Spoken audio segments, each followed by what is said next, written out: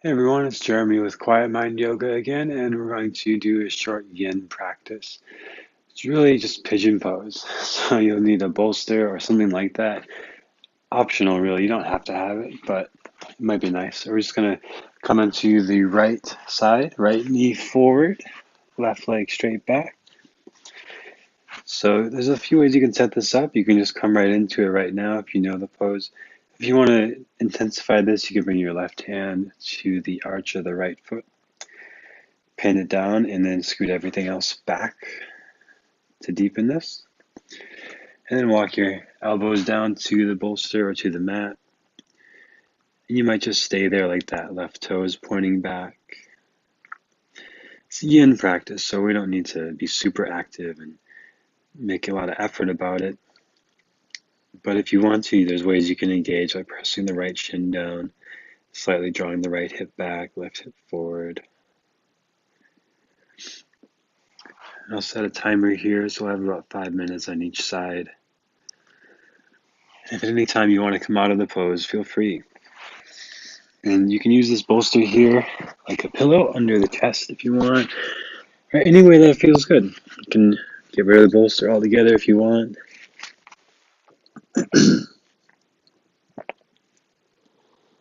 When you're starting in a yin posture, you don't want to be at 90% of your edge or super deep right away. More around 60 to 80 at most percent of the edge of what's possible, where your flexibility is. Because we have a long time to just stay there.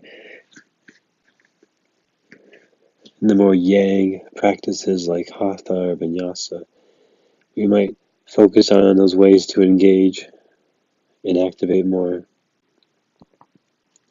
But that's for another time. So for now, it's a yin practice. Where can you relax more? Where can you release effort? Where can you allow your body to sink into the pose?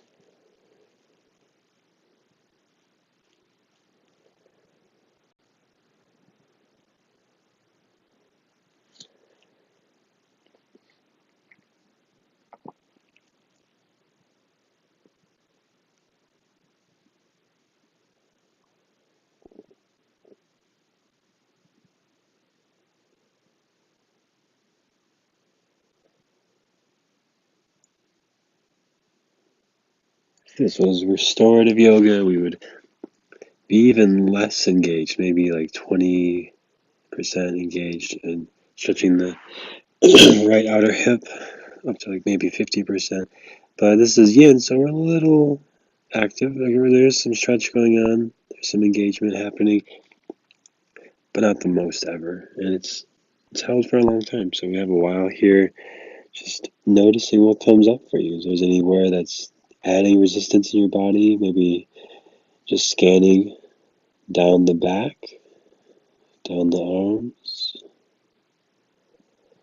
allowing the rest of the body to release effort and tension while you focus on this point in the outer right hip.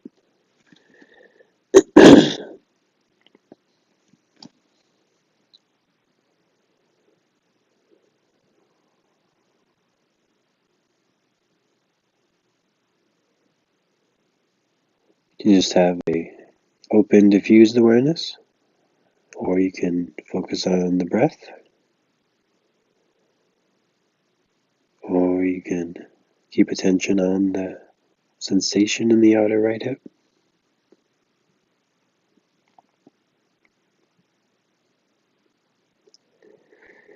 And you can also just scan the body from head to toe, slowly bringing attention to each part of the body and reducing resistance that you find.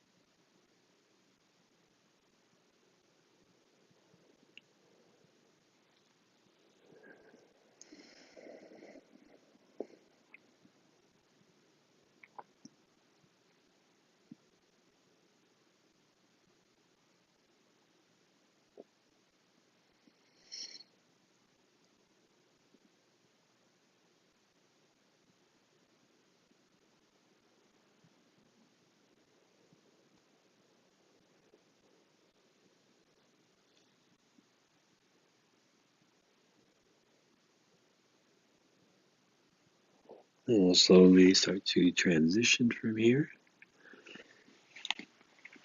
There's no rush. Take your time coming out gently and then making your way to the other side. You can make any movements between sides that you like. Listen to your body. And move the left knee forward.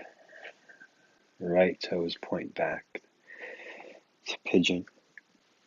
Again, you can use your right hand to pin down the left foot and scoot everything else back if you want to intensify this. Looking for that spot around 40, 60 to maybe 80% of your edge. Not your deepest stretch ever. And you can use the bolster under the chest if you like, or in some way to support the body. Taking your time getting into the pose so we can stay in that spot for a while.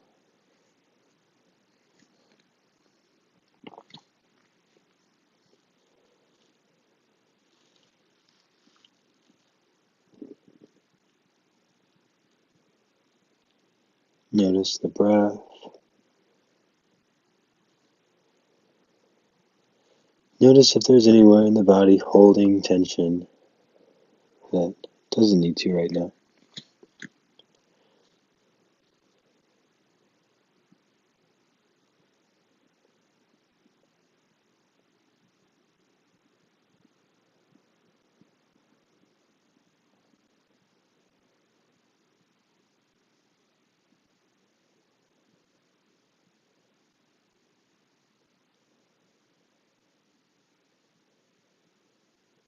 At any point you feel uncomfortable, just go ahead and adjust.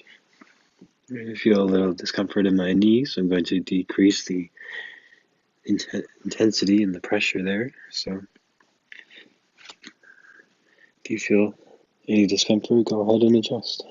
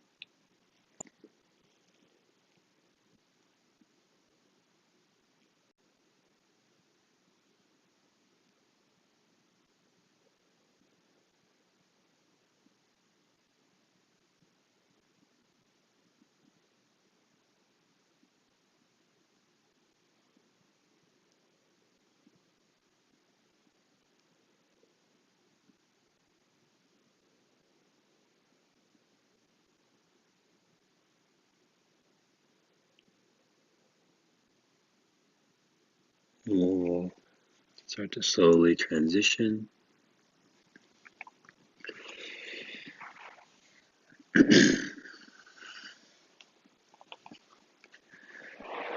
Make any movements that you like. Eventually come to a seated position to close our practice. Hands at the heart. Thank you for sharing your practice. Namaste.